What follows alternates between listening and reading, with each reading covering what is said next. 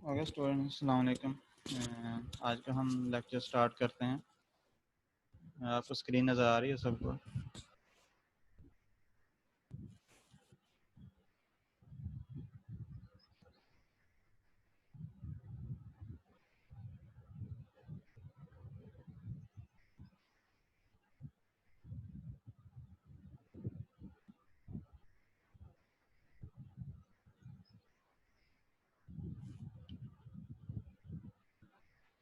Okay, आज का lecture हमारा डिज़ाइन ऑफ कंप्रेशन मेंबर्स से रिलेटेड है। ओके, कंप्रेशन मेंबर्स के डिज़ाइन के लिए हमारे पास जो AS स्टील कंस्ट्रक्शन मैनुअल है उसके अंदर डिफरेंट टेबल्स हैं जो कि एनालिसिस और डिज़ाइन के लिए यूज़ हो सकते हैं। For compression members whose strength is governed by flexural buckling, that is not local buckling. Table 4.22 in part 4 of the manual, design of compression members can be used. कैसे compression members जिनकी जो strength है वो फ्लैगुरल buckling पे base कर रही है, means उन मेंबर्स के अंदर लोकल बकलिंग के चांसेस नहीं है, वो नॉन सिलेंडर मेंबर्स हैं। ऐसे मेंबर्स के लिए हम डिज़ाइन के लिए हम design of compression members table 4.22 जो स्टील कंस्ट्रक्शन मैनुअल के अंदर जो टेबल गिवन है पार्ट 4 के अंदर डिज़ाइन ऑफ कंप्रेशन मेंबर्स, उसको हम यूज़ कर सकते हैं। उसको हम किस तरह से यूज़ करेंगे? इस टेबल के अंदर डिफरेंट FY की डिफरेंट वैल्यूज़ के लिए 5 FCR और LRFD के केस में और FCR over omega C ASD के केस में हमारे पास वैल्यूज़ गिवन हैं corresponding to different slenderness ratios. हर FY की डिफरेंट वैल्यूज के लिए डिफरेंट टेबल्स हैं और हर टेबल के अंदर के L ओवर R की डिफरेंट वैल्यूज़ के अगेंस्ट 5 FCR और FCR ओवर ओमेगा C इसकी वैल्यूज़ गिवन है। प्रीवियस लेक्चर में हमने FCR को कैलकुलेट किया था, तो जो हमने ग्राफ हमने पढ़ा था पिछले लेक्चर्स में, इसमें स्लेंडरनेस रेशियो और एक एक्सिस पे हमने स्लेंडरनेस रेशियो ली थी और दूसरे एक्सिस पे FCR की वैल्यू थी। उस पर हमने देखा था कि अगर हम मटेरियल जो है वो एक फिक्स कर लेते हैं, मींस FY की वैल्यू मॉडुलस ऑफ इलास्टिसिटी की वैल्यू या टेंजेंट मॉडुलस की वैल्यू जो है वो मटेरियल पे बेस्ड कर रही है, तो वो मटेरियल जब हम एक फिक्स कर लेते हैं उसके बाद जो स्ट्रेंथ है कॉलम की, मींस जो स्ट्रेस है क्रिटिकल स्ट्रेस FCR, वो जो वो वेरी करती है सिर्फ स्लेंडरनेस रेशियो के साथ। अगर स्लेंडरनेस रेशियो इंक्रीज करेंगे तो FCR की वैल्यू डिक्रीज होती है। तो यहाँ पे भी इस टेबल के अंदर हमें 5C FCR एक प्रोडक्ट जो है वो LRFD के केस में मींस जो अवेलेबल स्ट्रेस है या अलाउेबल स्ट्रेस है ASD के केस में, वो हमें गिवन है corresponding to different slenderness ratios. तो हम इसमें स्लेंडरनेस रेशियो के कॉरस्पॉन्डिंग डायरेक्टली इस टेबल से 5 से FCR की वैल्यू जो वो ले सकते हैं। This table stops at the recommended upper limit of 200। Slenderness ratio के ऊपर जो हमने अपर लिमिट अप्लाई की है 200 की, वहाँ पे ये टॉप टेबल जो है वो स्टॉप कर देते हैं। मींस 200 से ज़्यादा स्लेंडरनेस रेशियो की वैल्यूज़ के लिए जो अवेलेबल स्ट्रेंथ्स हैं 5 FCR या FCR ओमेगा C, इसकी वैल्यूज़ हमें नहीं मिलती।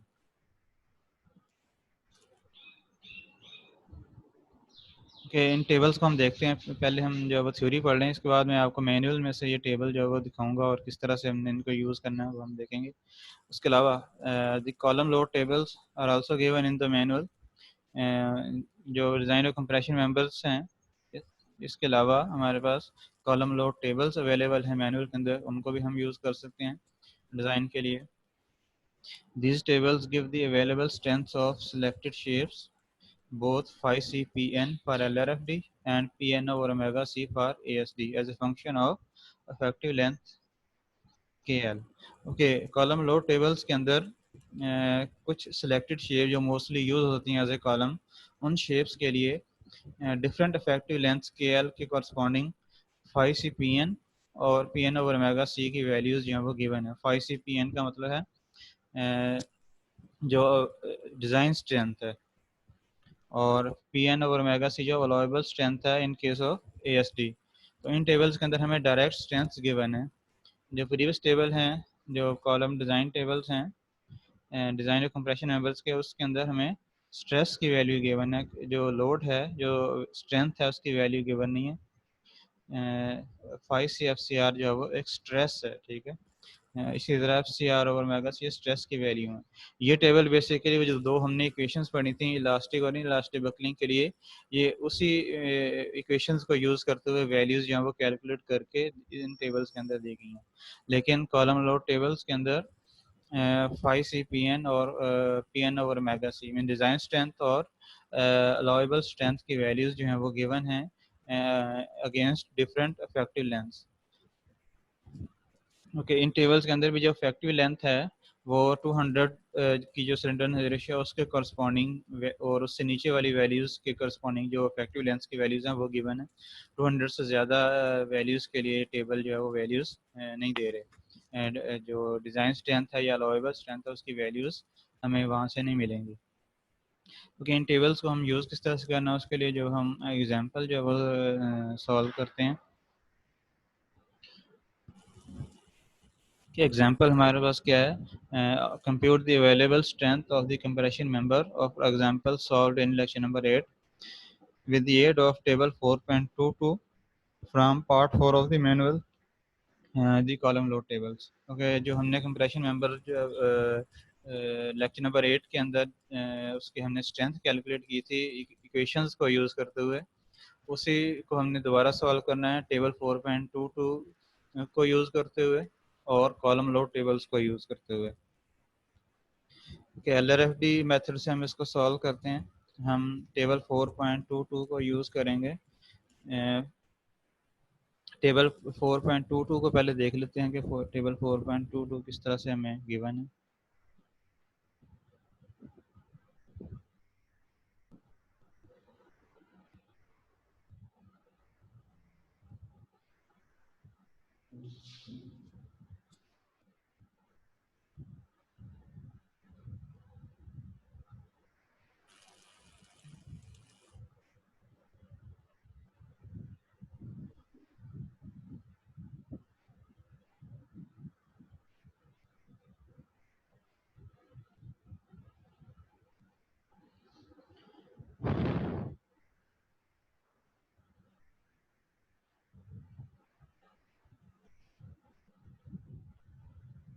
ये मैनुअल नज़र आ रहा है आप सबको?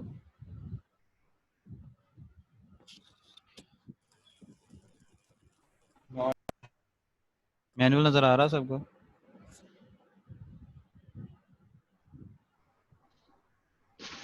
नो सर, स्लाइड नजर आ रही है। मैनुअल हाँ, बाहर है। मैनुअल नज़र आ आगे से। के ये मैंने कॉलम डिज़ाइन और कंप्रेशन मेंबर्स के लिए जो टेबल गिवन है available critical stress for compression members table 4.22, ये टेबल मैंने ओपन किया है। इसमें आप जो है वो डिफरेंट टेबल्स दे सकते हैं। सबसे पहला टेबल जो है फॉर 35 की एसआई के लिए है, फिर 36 की एसआई के लिए, 42, इसी तरह 50 की एसआई तक जो है वो ये टेबल गिवन है। इस टेबल के अंदर अगर हम देखते हैं तो फर्स्ट कॉलम में आपके पास स्लेंडरनेस रेशियो है KL/R, ठीक है। ये बेसिकली 1 से स्टार्ट हो रही है। KL/R की रेशियो है, उसके कॉरस्पॉन्डिंग FCR/ओमेगा C की वैल्यू गिवन है ASD के केस में जो अवेलेबल स्ट्रेस है, और 5C FCR की वैल्यू गिवन है LRFD के केस में।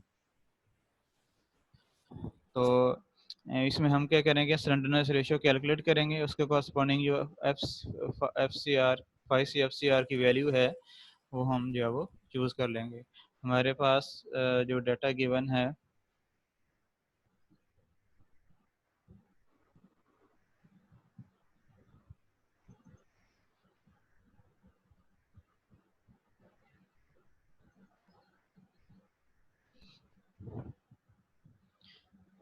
ओके, उसमें एफ वाई की वैल्यू 50 की ऐसे ही थी। ये प्रीवियस एग्जांपल है जो हमने लेक्चर नंबर 8 में की थी।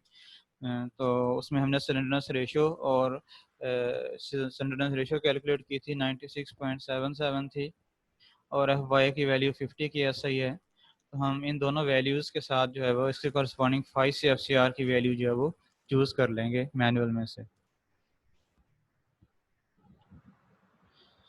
ओके, एफ वाई 50 की एस है, इसका मतलब हम इस टेबल के अंदर 50 की एस वाले टेबल में देखेंगे। इसमें स्लेंडरनेस रेशियो जो है वो जैसे आप नीचे की तरफ जा रहे हैं टेबल में, स्लेंडरनेस रेशियो इंक्रीज हो रही है। तो 96.77 स्लेंडरनेस रेशियो है। इसके कॉरस्पॉन्डिंग हमने 5 सी एफ सी आर की वैल्यू जो है वो चूज़ करनी है। इसमें हम टेबल में नीचे जाते हैं।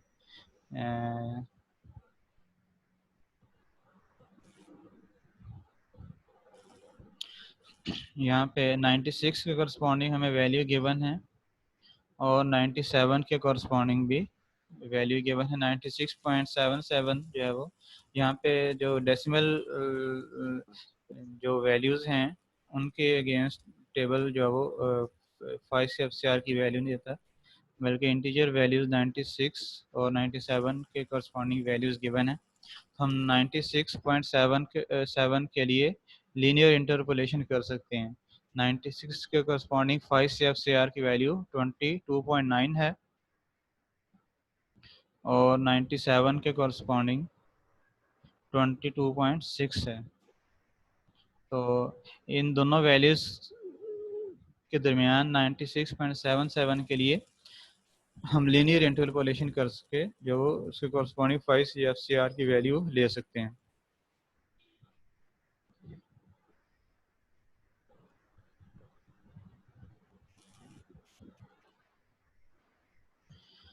ओके, 96.77 के कॉरस्पॉन्डिंग हमारे पास जो 5 सी एफ सी आर की वैल्यू आएगी लीनियर इंटरपोलेशन से वो 22.67 के एस आई है। 5 सी पी एन कैलकुलेट करने के लिए हम 5 सी एफ सी आर को ग्रॉस एरिया से मल्टीप्लाई कर देंगे। तो ग्रॉस एरिया हमारे पास इस सेक्शन का 21.8 है, तो मल्टीप्लाई करेंगे तो आपके पास 5 सी पी एन की वैल्यू आ जाएगी, जो कि डिज़ाइन स्ट्रेंथ है in case of L R F D. तो इस तरह से आप जो है वो इन टेबल्स को यूज़ कर सकते हैं।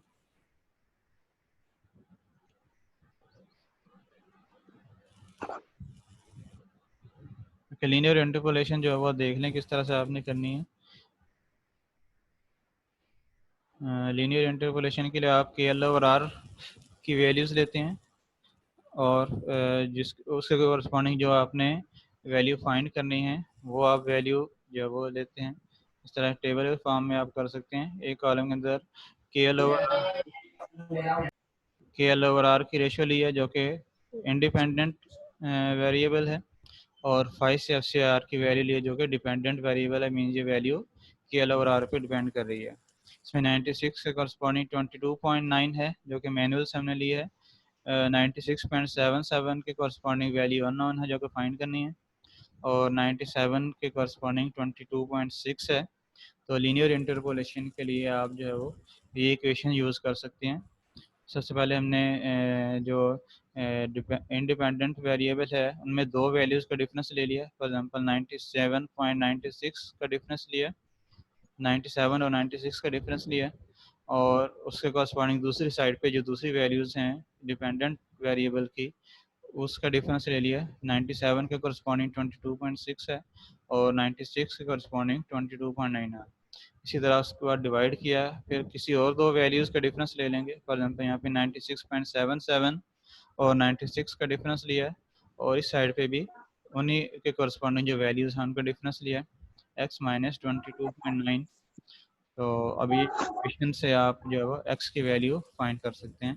22.7 हमारे पास जो है वो 5 से एफ सी आर की वैल्यू है 96.77 की स्लेंडरनेस रेशियो के corresponding.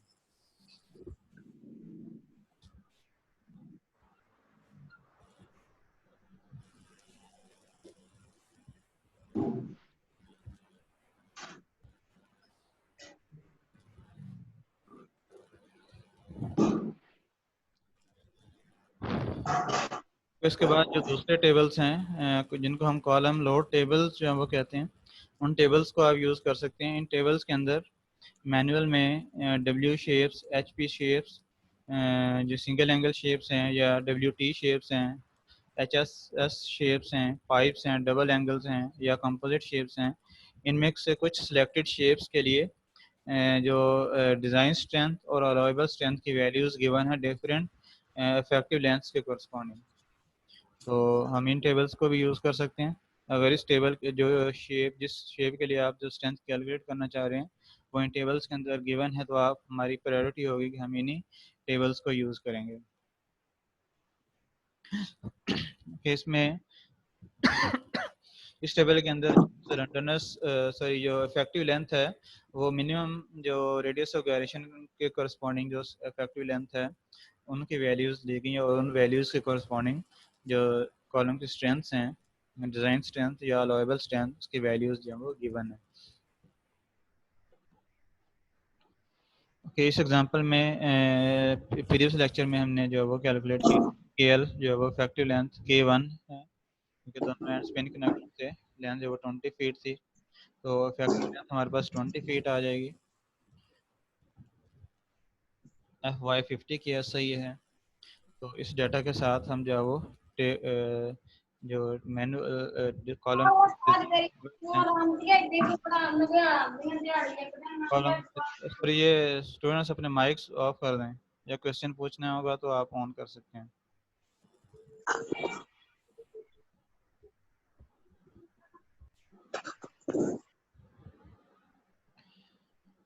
Okay, column load tables जो वो देख लेते हैं। ओके, कॉलम लोड टेबल्स के अंदर कुछ सिलेक्टेड शेप्स के लिए डिफरेंट इफेक्टिव लेंथ्स के कॉरस्पॉन्डिंग हमें PN ओवर मेगा सी या LRF के केस में 5CPN की वैल्यूज़ गिवन है। ये टेबल भी डिफरेंट यील्ड स्ट्रेस के लिए हैं। 50 के SI के लिए ये टेबल जो है वो स्टार्ट हो रहे हैं। इसको यूज़ करने का तरीका यह है कि आपके पास सबसे पहले कॉलम के अंदर डब्ल्यू शेप की कैटेगरी गिवन है। कौन सी कैटेगरी है, मींस जो डेप्थ के कॉरस्पॉन्डिंग जो W14 है, ठीक है। अब W14 के अंदर जो इस ग्रुप के अंदर जितने भी आपके पास सेक्शंस आ रहे हैं वो यहाँ पे गिवन है। वेट गिवन है, आपको पता है जो डब्ल्यू शेप की डेजिग्नेशन है वो पहले हम वर्ड W लिखते हैं, फिर उसकी नॉमिनल डेप्थ लिखते हैं और उसके बाद जो है वो क्रॉस के बाद वेट लिखते हैं पाउंड्स पर फीट में। तो यहाँ पे ये टेबल सारा जो W14 कैटेगरी के लिए है और उसमें डिफरेंट वेट्स के जो सेक्शंस हैं उनके लिए सेपरेटली टेबल गिवन है। यहाँ पे आप देख सकते हैं इफेक्टिव लेंथ गिवन है, इफेक्टिव लेंथ की वैल्यूज गिवन है यहाँ पे with respect to least radius of gyration RY। W shapes के लिए जो लीस्ट रेडियस ऑफ गायरेशन होता है, ये जो माइनर प्रिंसिपल एक्सिस होता है Y एक्सिस होता है। यहाँ पे जो ये वाला एक्सिस है वर्टिकल एक्सिस होगा, ये आपका इसके कॉरस्पॉन्डिंग जो लीस्ट मोमेंट ऑफ इनर्शिया या लीस्ट रेडियस ऑफ गायरेशन है उससे कॉरस्पॉन्डिंग जो इफेक्टिव लेंथ है वो वैल्यूज गिवन है यहाँ। और उसके हर इफेक्टिव लेंथ के कॉरस्पॉन्डिंग जो कैपेसिटी है, डिज़ाइन स्ट्रेंथ या अलाउेबल स्ट्रेंथ गिवन है। तो इन टेबल्स को यूज़ करने का तरीका ये है कि आप इफेक्टिव लेंथ कैलकुलेट करते हैं। इस तरह हमारे पास 20 फीट है,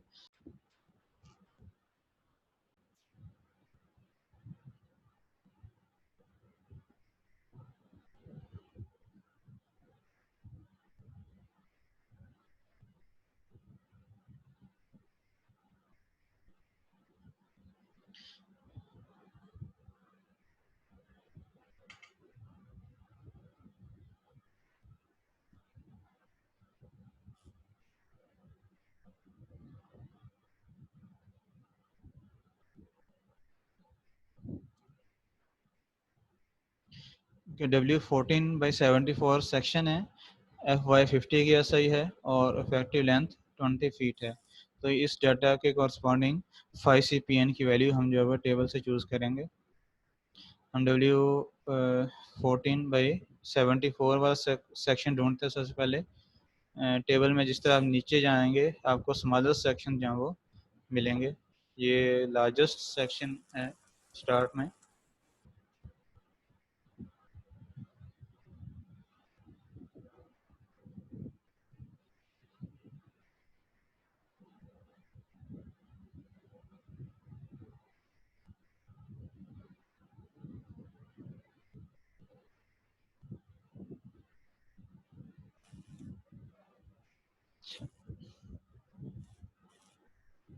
इस टेबल में आप W14/74 सेक्शन ढूंढने वाले।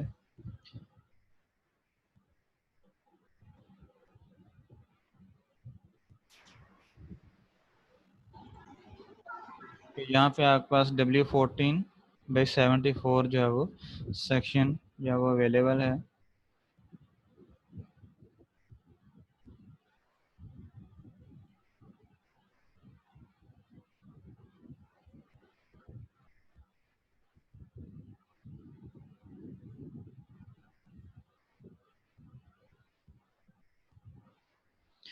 फैक्ट्री लेंथ हमारे पास 20 फीट है। हम क्या करेंगे, फैक्ट्री लेंथ 20 फीट के कॉरस्पॉन्डिंग W14/74 के लिए जो लोड है वो यहाँ से जो है वो ले लेंगे, जो कि इस केस में हमारे पास 495 किलो पाउंड है। इस तरह से जो आप जो है कॉलम लोड टेबल्स को यूज़ कर सकते हैं कॉलम की कैपेसिटी फाइंड करने के लिए। इसके अंदर आप देख सकते हैं ये जो है वो कुछ सेक्शंस की वैल्यूज़ जो हैं वो इस टेबल जो है वो यहाँ पे स्टॉप कर गया। इसका मतलब है कि इससे नेक्स्ट जो फैक्ट्री लेंथ होगी मीन 32 के कॉरस्पॉन्डिंग ये सेक्शन जो है वो इनकी सिलेंडरेंस रेशियो 200 से ज़्यादा हो जाती है। तो इसलिए 200 से ज़्यादा की जो वैल्यूज़ हैं उनके कॉरस्पॉन्डिंग लोड्स गिवन नहीं है।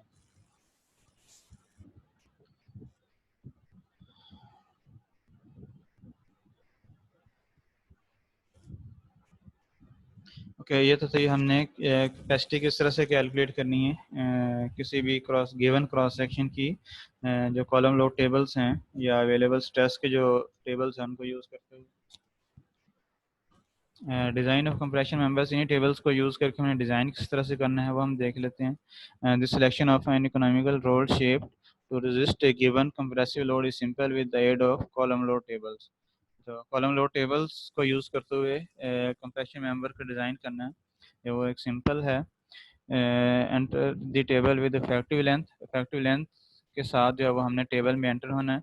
हॉरिजेंटली हमने मूव करना है जब तक आपका जो डिजायर्ड अवेलेबल स्ट्रेंथ का जो क्रॉस सेक्शन है वो आपको मिल जाए। In some cases you must continue the search to be certain that you have found the largest shape। तो इसमें आपने जो है वो इंश्योर करना है कि जो आपने शेप सेलेक्ट की है वो स्मॉलेस्ट वेट जो है वो शेप है, लाइटेस्ट शेप है। उसके लिए आप जो है वो फर्दर जो वो राइट साइड पे मूव करते हैं। अगर आपके पास जो स्ट्रेंथ है वो अवेलेबल स्ट्रेंथ से कम हो जाती है, इसका मतलब है कि आपने जो पहले सेक्शन सेलेक्ट किया है वही लाइटेस्ट शेप है। Usually the category of shape WWT will have been decided upon in advance। जब आप कंप्रेशन मेंबर का डिज़ाइन करना स्टार्ट करते हैं तो जो कैटेगरी है शेप की जो आप यूज़ करेंगे कंप्रेशन मेंबर के लिए, फॉर एग्जांपल आप W सेक्शन यूज़ करेंगे या एंगल सेक्शन यूज़ करेंगे या टी शेप यूज़ करेंगे, वो पहले से डिसाइड कर ली जाती है। तो आप जो है वो कॉलम लो टेबल्स के अंदर उस कैटेगरी का जो टेबल है वहाँ से जो है वो वैल्यू सेलेक्ट करेंगे। Often the overall nominal dimension will also be known because of the architectural other requirement। कुछ केसेस में आपके पास जो डेप्थ है ओवरऑल डेप्थ वो भी गिवन होगी।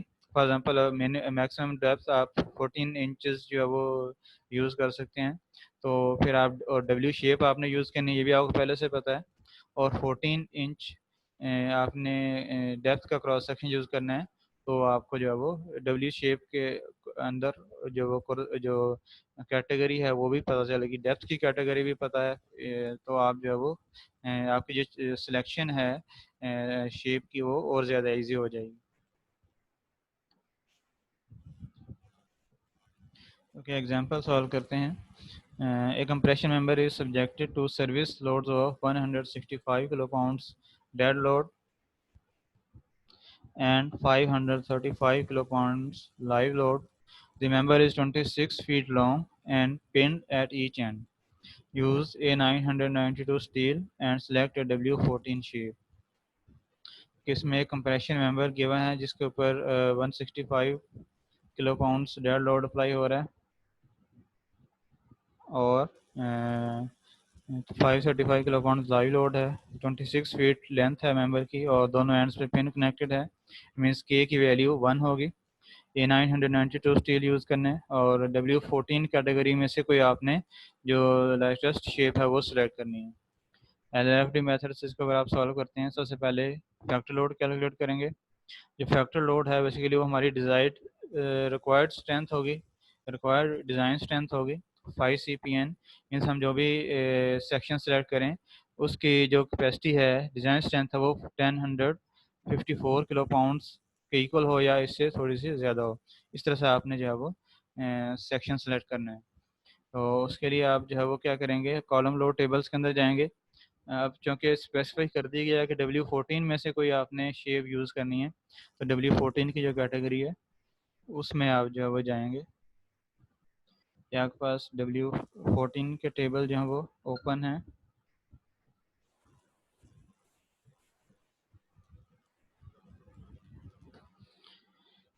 Okay, slenderness ratio sorry effective length जो है वो 26 फीट है। ठीक है, के की वैल्यू 1 है क्योंकि पिन एंड्स हैं दोनों, और जो लेंथ है वो 26 फीट है। तो हमारे पास इफेक्टिव लेंथ 26 फीट है। 26 फीट के कॉरस्पॉन्डिंग जब हम देखते हैं, यहाँ के पास 26 फीट है, इसमें जो कैपेसिटी है सेक्शन की वो 343 है, जो कम होगी। इसका मतलब हमें हायर जो साइड पे जाना है कॉलम के टेबल के।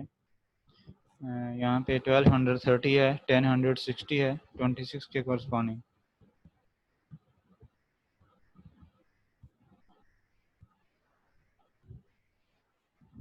ठीक है, ये 1230 हमारी रिक्वायर्ड वैल्यू से ज़्यादा है। रिक्वायर्ड वैल्यू 1054 है और या ये हमारे पास 1060 है। ये भी यूज़ की जा सकती है। इस सेक्शन देख लेते हैं कौन सा है। ये W14/132 है।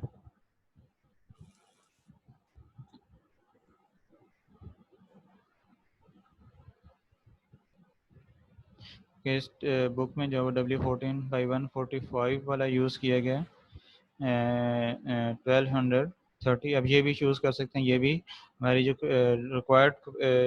रिक्वायरमेंट है उसको फुलफिल कर रहा है। W14/132 क्योंकि इसकी कैपेसिटी 26 की कॉरस्पॉन्डिंग थोड़ी सी ज़्यादा है, जो रिक्वायर्ड है उससे थोड़ी सी ज़्यादा है। तो मीन्स ये उस लोड को सेफली बियर कर लेगा।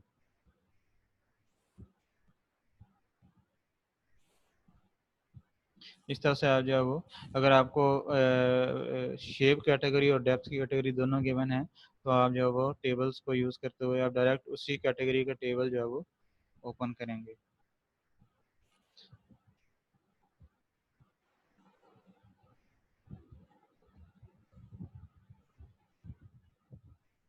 एक्सक्यूज मी सर, जी ये एग्जांपल इधर ही कंप्लीट हो गया, बस इतना ही करना है हमने? जी, आपने डिज़ाइन का मतलब है कि आपने एक जो है वो सूटेबल क्रॉस सेक्शन सेलेक्ट करना है, जो कि आपने कर लिया है। ठीक है, ठीक है सर। स्टील स्ट्रक्चर में डिज़ाइन का मतलब ये होता है कि जो अवेलेबल क्रॉस सेक्शन हैं उनमें से सूटेबल क्रॉस सेक्शन आपने सेलेक्ट करना है। सर फिर सूटेबल तो वो 132 वाला था ना? तो मैंने आपको यही कहा इसमें कि आप वो भी चूज़ कर सकते हैं। ये बेसिकली जो वैल्यूज़ हैं एएस स्टील कंस्ट्रक्शन मैनुअल के अंदर डिफरेंट शेप्स की वो रिवाइज होती रहती हैं, जो प्रॉपर्टीज़ हैं वो रिवाइज होती रहती हैं। तो हो सकता है बुक ने वाले ने जिस वेरिएंट के कॉरस्पॉन्डिंग सॉल्व किया है उसमें ही इसकी वैल्यू कम हो। आप देख सकते हैं इसकी वैल्यू बिल्कुल करीब करीब है, 1054 रिक्वायर्ड है, तो ये 1060 है।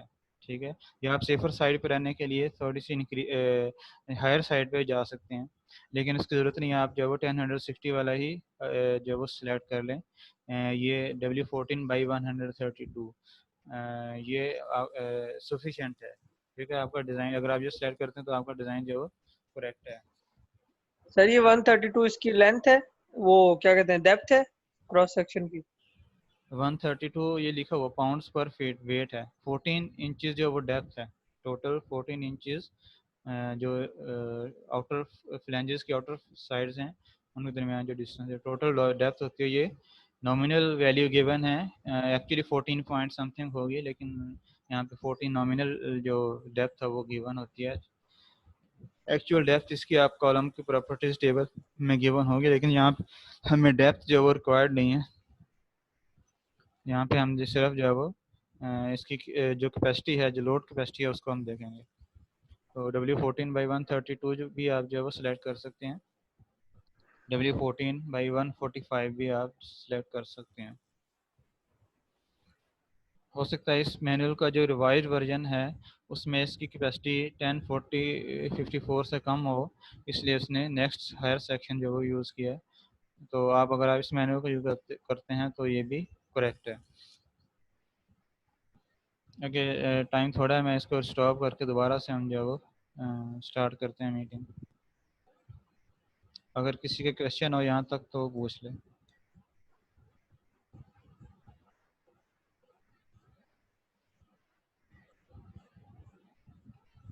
नहीं है सर, आगे कर लें।